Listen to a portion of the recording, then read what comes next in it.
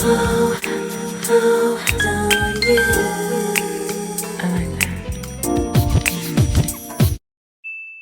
guys, welcome back to my channel. If you are new here, welcome. Come on in, join the family, hit that notification bell, hit that subscribe button so you don't miss an upload.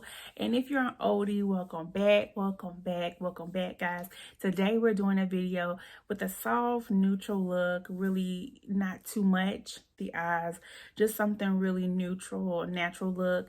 And I wanted to do that with some colors I haven't used in a while from the James Charles Morphe palette. So that is what we're doing here on this look. So if you want to see how I achieve this look, then just continue to watch the video. To begin, we'll be using Punch Me as the beginner transition shade.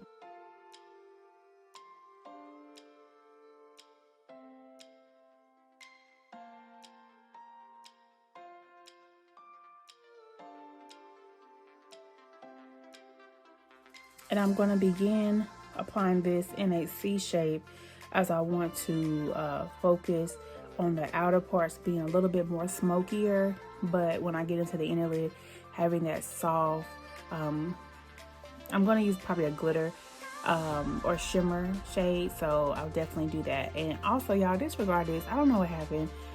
Sometimes I get these red marks on my face, which I don't know why, because I didn't get hit or nothing, and it's not a bump there or nothing. Like, I don't know, but carry on.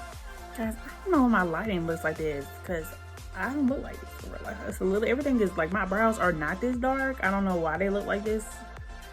I had to let my light from my window open, but I guess it may be throwing me off a little bit, but I'm not getting up right now, so bear with me, y'all.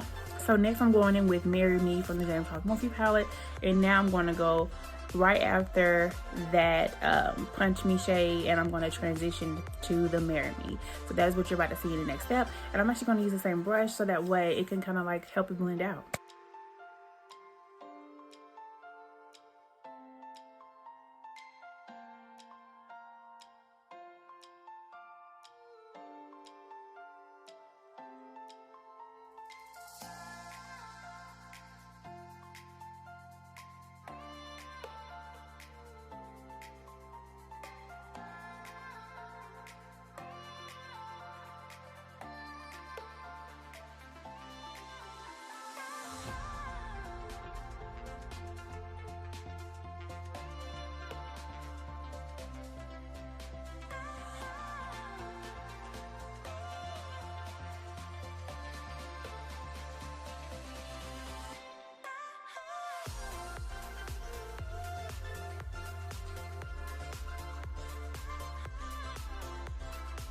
All right, I'm going to continue to blend this out, and then I'm going to come back for the last and final corner shade. All right, so what I'm going to do, because I kind of want to like add another color to the crease, but that's kind of more pink, but then has like a brown undertone. So I'm going in with the crayon case, and this shade right here is what I'm going to apply in the corner.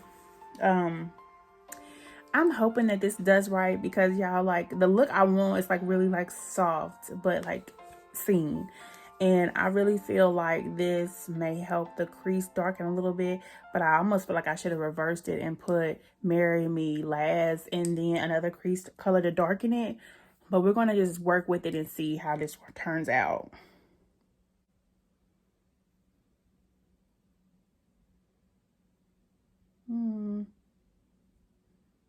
Oh, this is pretty.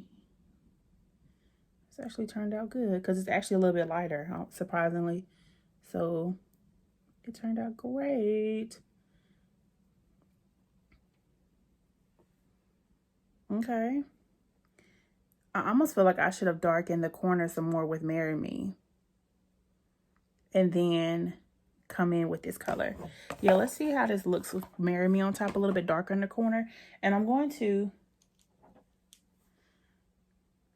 actually going to see how this looks with Marry Me in the corner, a little bit darker, and then apply that shade. I'm going to go in with a different brush. This is my e.l.f. eyeshadow C brush. I'm using this because this is a more compact brush, and it'll help darken that area. So I'm going to go in with Marry Me again on top of this color, because now that I see how that color looks on the shade, I actually want to darken the crease in the corner.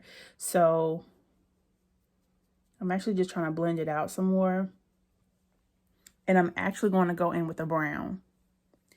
And they're like, what? I'm confused. Like, listen, some looks just don't flow the best, where you just know every play by play.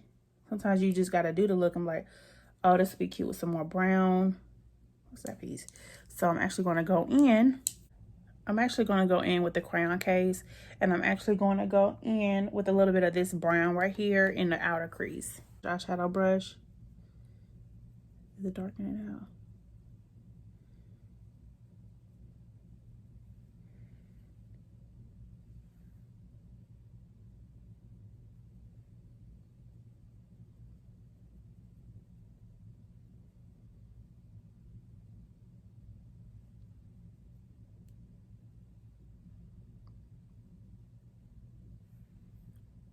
I don't think it did anything.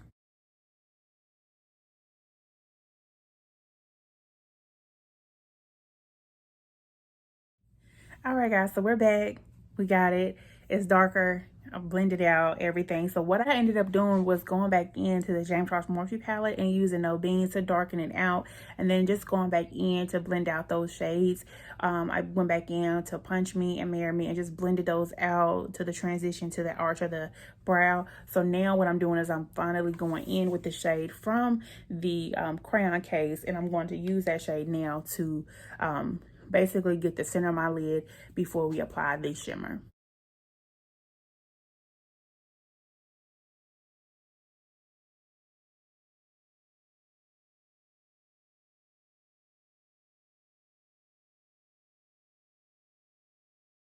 And I know you might be wondering, like, if I'm doing the blotting method, why do I have the Morphe M541 brush?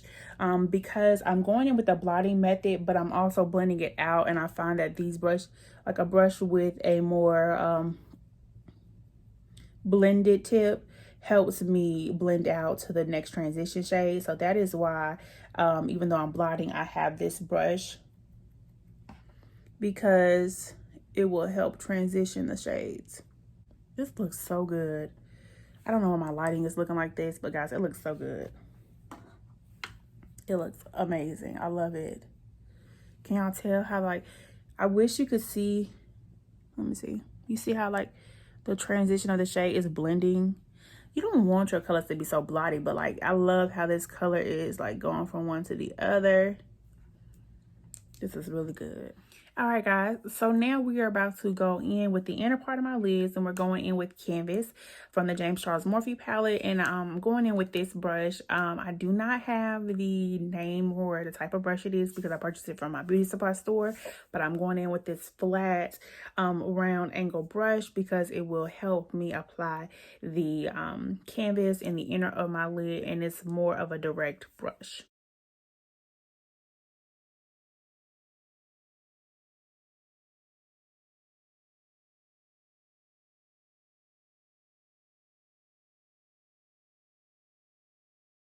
When blending two colors together like this, you want to make sure you have both the brushes in hand, like the brush that I use to apply the color from the crayon case with me, because when I'm trying to blend them out together, I want to have both. That way I can make sure if I need to add a little bit more here or go back in with canvas there, I have them both so we can work on the blending of the two. Whenever you're trying to transition to a soft, not like a cut crease, but like a soft transition, you want to make sure you take your time with blending, because blending is key when you're applying multiple colors, but you're trying to have that seamless look. You want to make sure you're blending it out. And this is kind of looking like the white I used, but it's not. But we're going to go on top of that with the glitter, so it's going to like play it out. It's not glitter, it's shimmer. I don't know why I keep saying glitter, but yeah, we're going to play it out. So let's go ahead and apply this canvas so we can get to the shimmer. Even though we're working with shimmer, I don't remember how this color works too well, so I'm just going to apply a little bit of setting powder under my lid in case I have any fallout, that I can control it to the best of my ability. We're going to apply Sisters.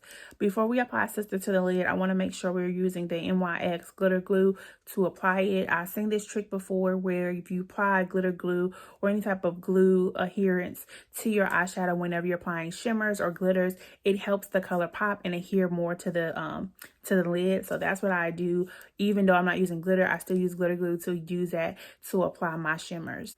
And again, y'all, I just put it on my finger because I just want to like blot it in the corners. So with the same brush I use for canvas, I'm going in to use that to apply the Sister.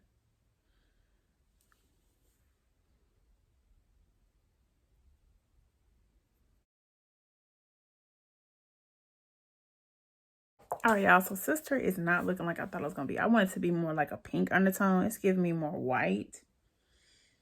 I mean, you can see it's pink, but it's like too soft. So let me go in real quick and find another color to apply. All right, guys. So what I ended up doing was going in with my Juvia's Place Wahala palette, and I went in with Stand Up, and I'm applying that in the inner of my lid because it's actually doing better for me than the other ones because you can still see it, and it does give me like a pink undertone, which is good for the colors I have used so far in the lid. There's a lot of fallout and I don't like that, but for the most part, I'm gonna be able to clean that up once I put on my foundation and stuff. So that is what we have here. What I'm going to do now, since the look is pretty much finished, I probably just will touch up and blend out. I'm going to do my face off camera and I will come back for the final look. All right, guys, so I've done my face off camera. This is the final look. I hope you guys enjoy. I'm sorry about the lighting in the video earlier. I'm really not sure what happened, but we're back. You see it worked out. Yeah, I know it worked out. So this is the look. Again, my previous video before this, I was stating that I'm not including anymore in my videos my face routine. I mean, if y'all want to do a full routine, I don't have no problem with doing that. But for the most part, I don't do anything different with my face. So I just want to really focus on my eyes and just achieving that look and giving you guys a detailed explanation and breakdown of that makeup routine. So that's the main thing that I want to do in my videos going forward, unless you request it or if it's the video entails that. But for the most part, this is the look. I hope you guys enjoyed this tutorial. If you did and made it this far, guys, please don't forget to thumbs up, subscribe if you haven't already, and hit that notification bell so you don't miss an upload, guys. And as always, stay true and stay you, and I will see you guys in the next